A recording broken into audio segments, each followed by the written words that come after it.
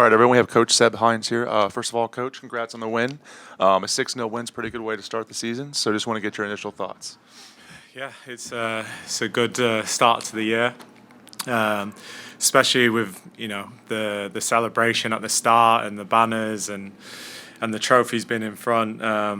It's always worrying because obviously that's in the past and that was all that we achieved last year, and trying to flip that mindset of the task at hand. And obviously priority was winning the game tonight and getting off to a good start. And yeah, I thought we played some really good football. I thought we were defensively pretty solid, and yeah, to score 6 goals in NWSL is a massive achievement. So yeah, it's been a really good day for all of us.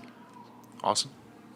Seb, I know you probably haven't spent too much time thinking about it, but just seeing the banners go up in that moment to know what it means for this city to have that hanging in the rafters, just what does that mean for you?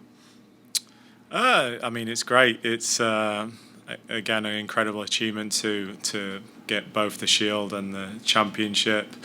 It's incredibly difficult as well in this league. The parity between the teams and all the challenges that come along with it.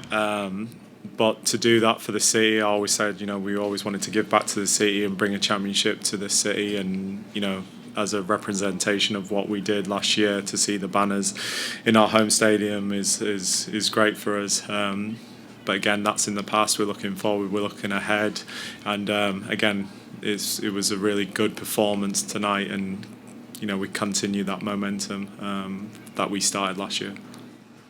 We'll go to Luis and then Sean. Coach, congrats on the win. This 6-0 win marks a very good performance against a strong Chicago side. What do you think was a tactical adjustment or preparation that allowed you to just have this massive performance tonight? Thank you. I think motivationally, we had the disappointment of last week of not winning the Challenge Cup. We used that as motivation. It was, you don't want to go through those feelings too often, the feeling of disappointment and another team celebrating. So we made a statement today that we were going to go after it. We put immense pressure on Chicago. Getting the early goal definitely helped.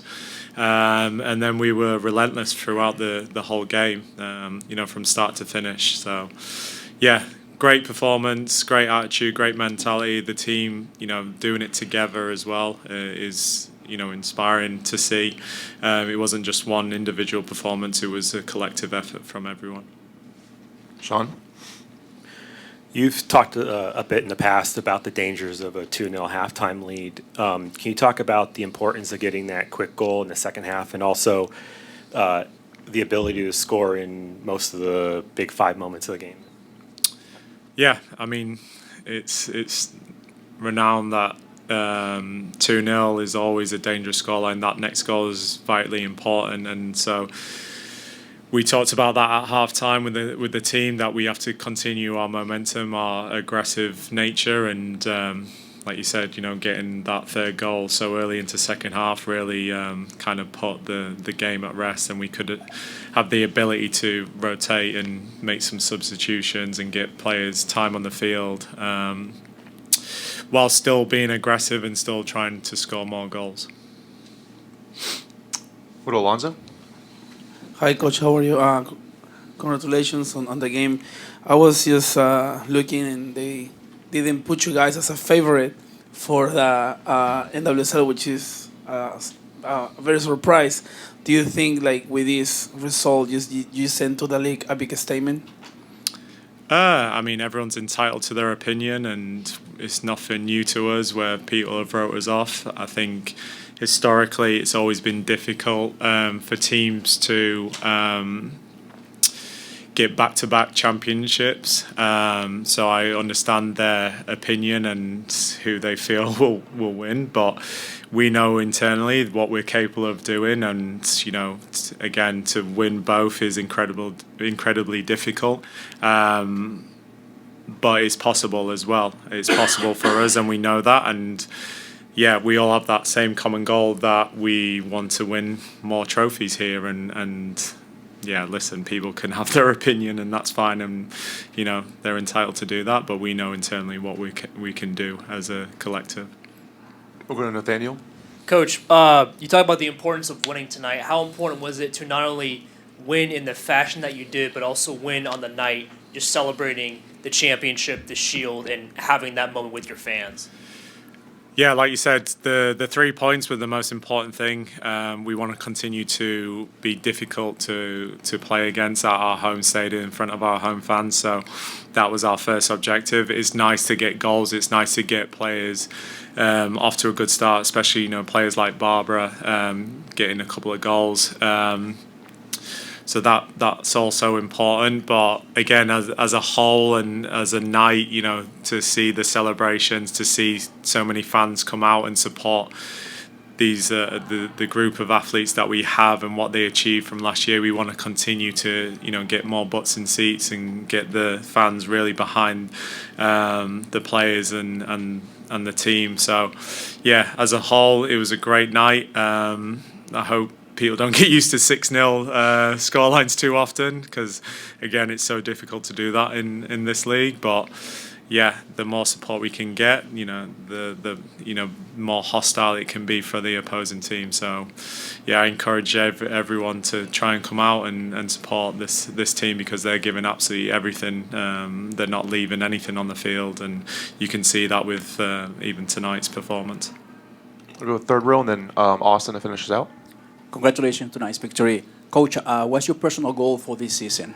Thank you. To win. to win. Back-to-back championships. That's why we're here. That's why we're in this industry. To one of the last questions, to prove people that we can do it. I know it's difficult. I know it's challenging. Not many teams have done it, but we fully believe that we are able and capable of doing it this year. Go to Austin. Seb, just wanted to ask you about Barbara and just her kind of patience and persistence throughout the game. Chicago was, marking her quite a bit, double teaming her, making sure she didn't get any involvement. But she stayed, patient and waited for her moments. Still got 2 goals and an assist, including a banger from 30 yards out. Yeah. What have you kind of talked to her just about those moments, especially knowing that teams are going to be keying in on her a lot more this year, and just maintaining that patience, waiting for her moments, not to get too frustrated when they don't come? Yeah, we had a pretty good chat after the Spirit game last week. Like